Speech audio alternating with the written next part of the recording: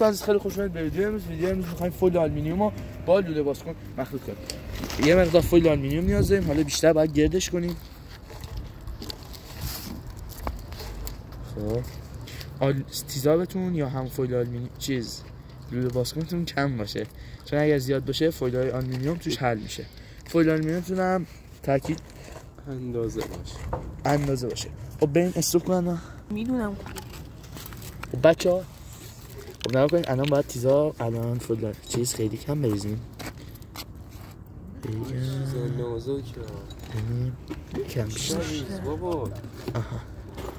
یه ذره دیگه، چون باید کم باشه. مقدار رو نشون بده، داره بخار میکنه دیگه. الان که بترکه. خب باید یه کم چیز کنیم، هم بزنیم بعد من برم وسط چیز.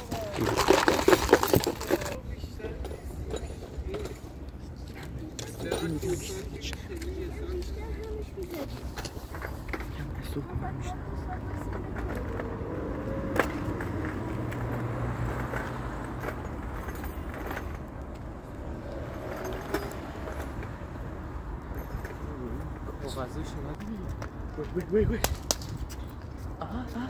سیاه شد.